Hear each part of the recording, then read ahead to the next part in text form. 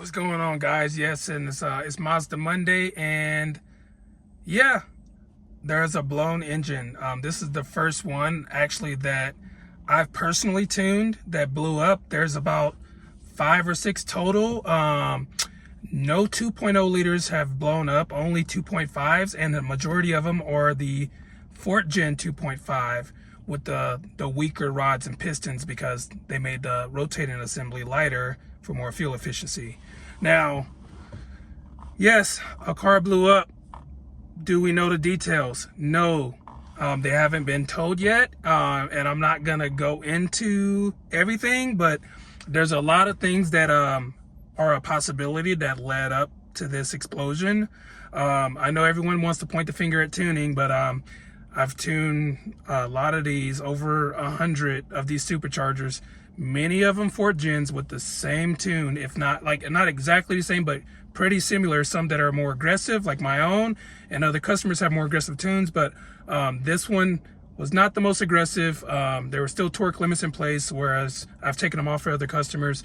But there was just a lot of things that they were just kind of, didn't push back a little bit, like doing logs and all that stuff. So, yeah, so this car, guy's been great, listens for the most part, except for the logging, like I've been asking. But there was just a lot of things that happened over the course of time, like, using stuff like octane boosters. These cars are very sensitive. If you use those like over-the-counter octane boosters, they leave like an orange coating on the plugs and O2 sensors. And these cars are not like older cars. You can't just put an octane booster and expect everything to be fine, because our cars use ion sensing. And if you're coating your plugs with this orange soot from the booster, now you're changing the resistance registered by the coils. All right, so then that changes your ignition timing. So that was one of the things. The first incident where there was issues with the supercharger was, had been using octane booster for a long time, and the plugs were just like coated, couldn't fire like they wanted to, and you end up having a misfire. Not saying that's what caused a blow up. That's just one of the things that happened along the way. Next incident after that, his intake fell off a few times. One when he was like going 85, 90 miles an hour. Not sure if that caused damage. It might have, but I never received logs afterwards. But yeah, intake coming off, that most Subarus I know, they blow up instantly if their intake comes off.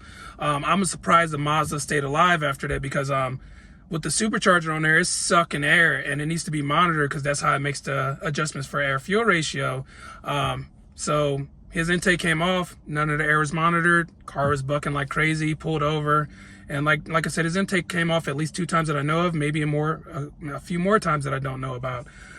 So that's another incident. Then after that, there was also an incident of him forgetting the car was at red line, and it stayed there for 10 plus 12 seconds. Who knows, it could have been longer, but it red lined and he didn't even realize it. So yeah, there's just a lot of things that we don't know. And unfortunately, his engine bounced off a red line, and I think it let go. I'm looking into the logs that he sent me, because he was actually logging when it happened, because I've been asking for logs for a few months and didn't get any. So he took it to red line, which when I tell people to log, I don't want them taking a red line, especially when the car has been hurt multiple times, and I'm like, hey, take me some logs so I can see what's going on.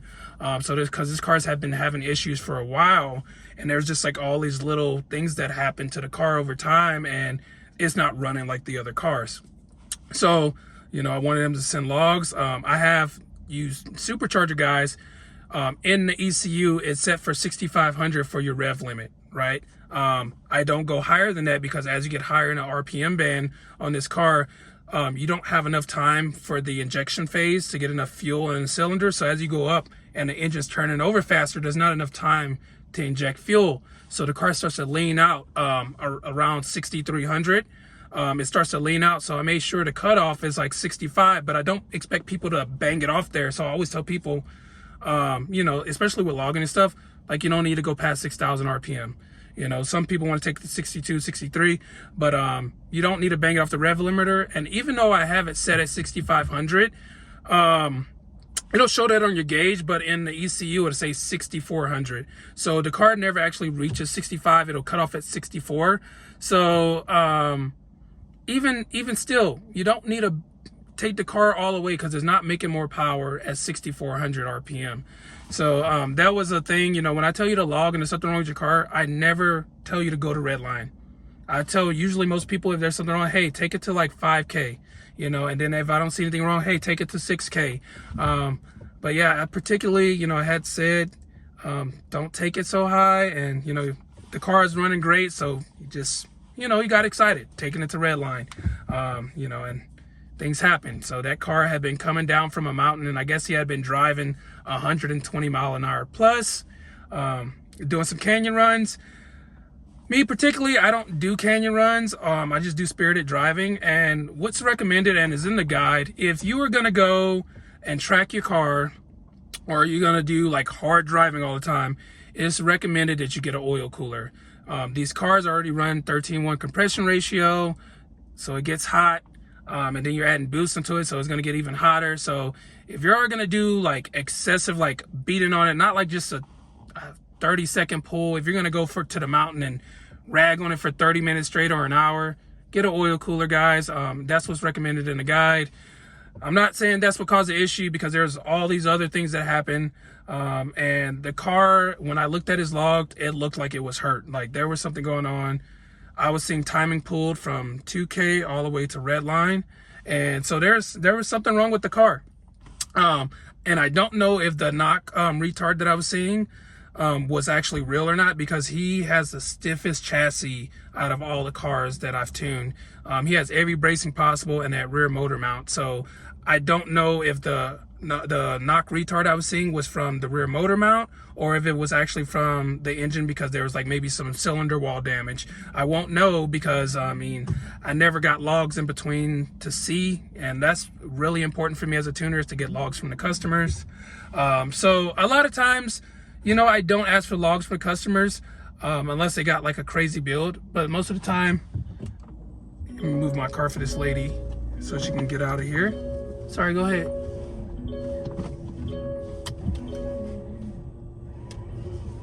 Let's see. There you go. Yeah, I have to move my car for this lady so she can back out. Sorry. Yeah, because this guy who was parked next to me was parked terrible. He was not parked in the spot like he was supposed to be. So I'm all parked crazy when the guy was like parked super, super close to my line. So I parked right next to him. But anyways, as I was saying, it's very important for me to make sure you guys are doing logs. Like obviously if the car's completely stock, a lot of times I don't tell the guys to do logs, because I'm like, well, there's nothing wrong with the car probably because it's completely stock. But usually when you got a lot of mods, I want to check on the car, make sure it's healthy before I start doing the tuning. And a lot of times I'm not even able to do that, because you guys, with the superchargers, you come to me with the supercharger installed before I'm able to get logs of the car without the supercharger. So I'm still going to tune you guys. I'm not going to turn people away because I'm scared. All right. So when you come to me with a supercharger install, you know, there could be things wrong. You could install it incorrectly. You know, there's a lot of things that could go wrong. And that's why, you know, and I'm not going to have you do logs with the stock tune on there. So I'll give you a base tune that's like super safe, and have you do pulls like, you know, 5K, 4K, whatever small pulls, just to make sure everything's okay before we open it up and I give you the full tune. Now, yeah, it is what it is. The car, it died. I'm going to look into the logs a little bit more. I don't know exactly what happened. I asked him. The intake, it might have had a leak in it. Based on his flow numbers, when I looked at the airflow numbers through the math, it showed really low. I'm at elevation, so my math reading is very low, but relative compared to all the 4th gens with the same intake and everything, his airflow was very low. So there's a possibility that he had a leak, and there was air that was unmetered going past the math, and so the ECU wasn't able to correct it. All right, so that is a possibility. We'll know later on when he gets back to me. But you know, just generally speaking, the supercharger, It's been performing well. People have been going to the track. If you're gonna do that type of stuff, get an oil cooler. All right, I don't need one because I just do spirited driving, right? So I just want to kind of go over today things that I've seen just repetitively. I've tuned over 300 of these. By the end of the month, I'll be over 400 like customers I've tuned in like a year, which is crazy.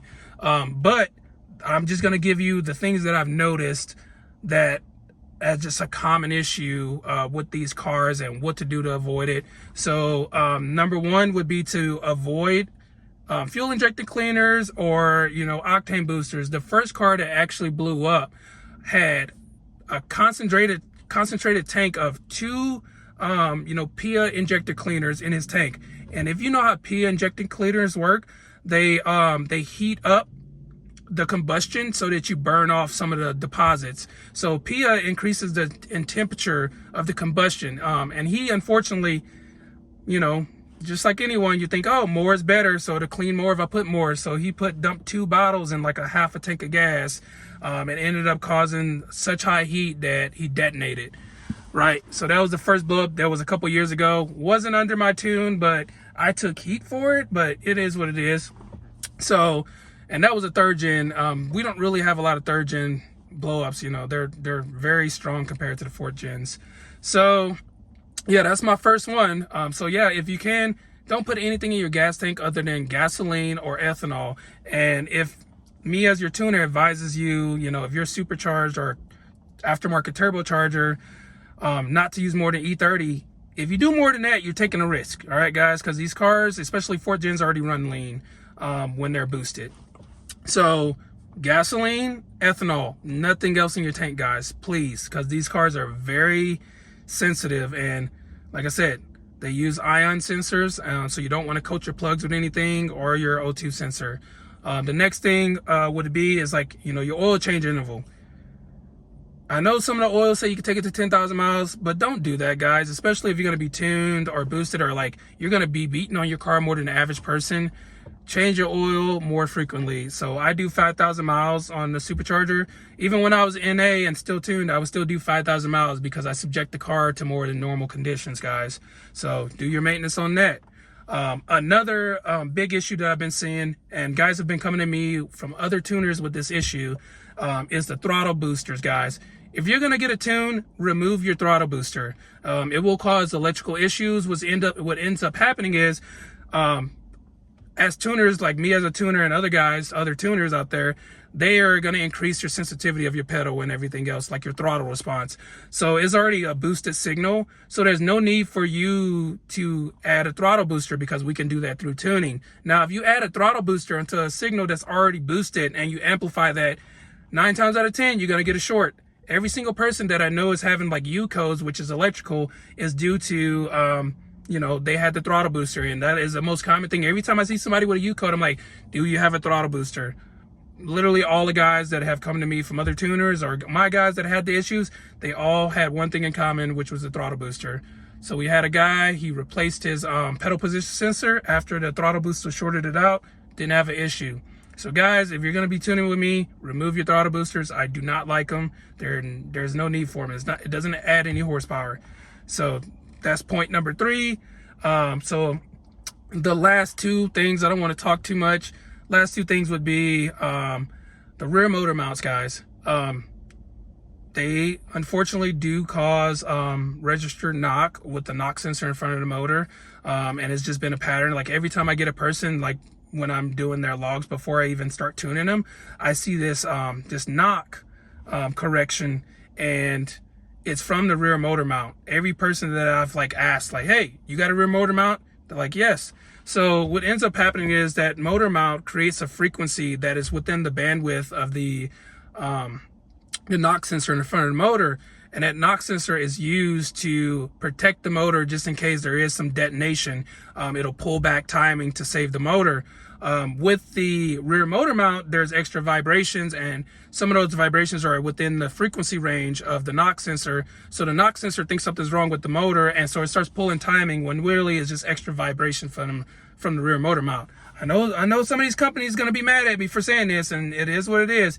But yeah, the knock sensor, it's just very sensitive, and I know a lot of guys want me to turn it down and desensitize it so it doesn't react to it, but I am not going to take away a safety feature. It's there for a reason.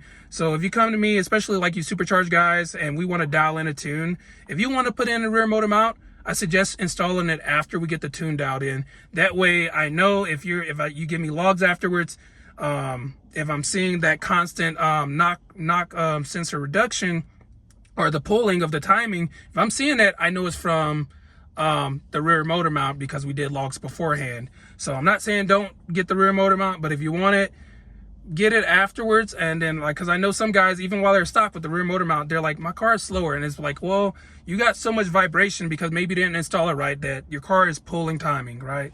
So that's one thing. I'm not really a fan of the rear motor mount. So if you guys want it, it's up to you, but it does make tuning a lot easier, and I can get you a lot more power out of your car if you don't have it installed during the tuning process. So, but I mean, I have base tunes that are, you know, dummy proof. So that being said, last thing, another part is more for the supercharger guys, is the lightweight crank pulley. I know there's like 4 or 5 companies that make the same lightweight crank pulley.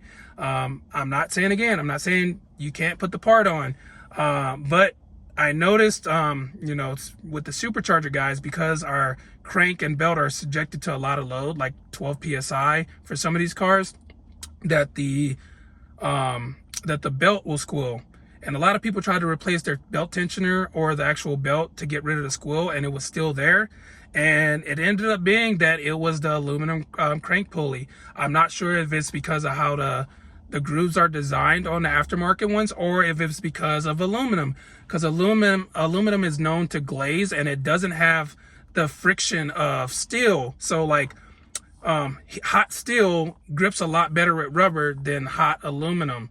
And I can't remember, I saw an article about it, but just from that standpoint, because we are going to be subjecting the crank to a lot of forces, just keep your steel crank pulley. There are guys that have the crank pulley on. I'm not going to tell them to take it off, but they are very annoyed with the chirping sound and the belt squeal. And the only customers that have that are the ones with the lightweight crank pulley. I even know people that are naturally aspirated that are having belts thrown with lightweight crank pulleys. So it's a risk. And if you want to take it, it's on you. I'm not going to tell you what to do with your car. There's things I don't recommend that people do and that actually hurt the performance, but it's not going to stop me from tuning you guys. So that's just a few things to think about with these cars. Sorry guys, my phone overheated, but yeah, just something to think about with that. And then I know you guys saw a couple weeks back, I posted about taking the check valve out of the low pressure fuel pump. Now 2.0 liters don't have any issues with that, so you don't need to take it out. They don't have any fueling issues. So we saw like they were having trouble cranking, and I believe that's because the 2.0 liter has a smaller fuel lobe on the high pressure pump. So those guys are having trouble cranking over a little bit. And then the 2.5s, it was a little bit a longer crank up on the third gens, but their air fuel ratios looked a lot better. And then for, you know, the fourth gens, it looked way better without the check valve. So, you know, third gens, you don't really need to take out that check valve. It does help fueling a little bit, but it comes at a cost of your cranking, because the no fuel will be in the line when you start the car originally. So you guys don't have to take it out, but the guys who do have it in, they do notice the improvement in fuel flow. And the fourth gens, it's a crazy difference how better the car is. And the Fat 9 pump for those third gens are about the same size. It's the same size as their stock one, and it's only slightly stronger. So it's almost not worth it because you don't get that crazy amount of pressure like we do with the fourth gens. Our LC 500 pump produces so much more pressure that it doesn't matter if we have fuel in our line, because it'll still start just as fast because it's a bigger pump. So the fourth gen turbo, it has bigger injectors like the third gen, so you don't need to take the check valve out of that one either. So the only guys who really need to take the check valve out of their LC 500 pump are the supercharged guys or some fourth gen with the aftermarket turbo, because our injectors are smaller than the third gens and the fourth gen turbos that uses the third gen's fuel injectors. So those are the only people that really need to do the check valve, is our fourth gen supercharged guys. Everybody else, you can just upgrade to the LC500 pump if you're a 4th gen, and you'll get all the benefits. 3rd gen Fab 9 pump, it's not necessary. Even if you do 85, it's not necessary. It's just nice to have a fresh pump. So again, guys, thanks for tuning in. I'll get more details on what's going on with that car. Not saying it's his fault. It could be my fault. We don't know. We'll find out in the logs, but I mean, based on all the people I've tuned like 150 of these cars, a lot of 4th gens. It looked very suspect in his logs. So the airflow was so low that I'm thinking there was a leak, but we'll find out when he gets back to me. But at the end of the day, only you guys actually know what happened, right? So there's been plenty of things in the past where, you know, like I told you about the guy, he put concentrated 2 things of fuel injector cleaner in the tank, and then the other guy ran 87.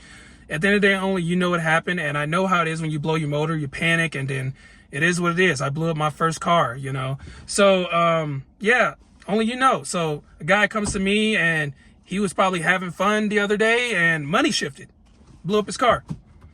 Comes to me like, hey, you know, I was just doing a pull and it just popped.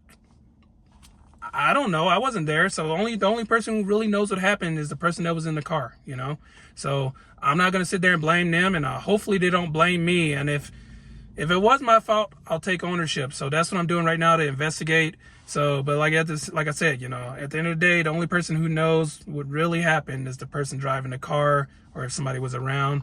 And I'm not going to point the finger because we don't know yet. So like I said, it was supposed to be a video on 5 things I like and don't like, but I want to do more educational stuff so this doesn't happen, because this is the first car that I've had under my watch that blew up. So I'm really gonna next week, I just want to show people how to set up Mazda edits so they can log properly, because that has been an issue. Even though I send them instructions, some people need just like videos because it's just easier than some people don't like to read, you know, they don't like to follow instructions that way. So I'll do a tutorial on YouTube so you know how to use Mazda Edit properly. That's it, guys. Talk to you later.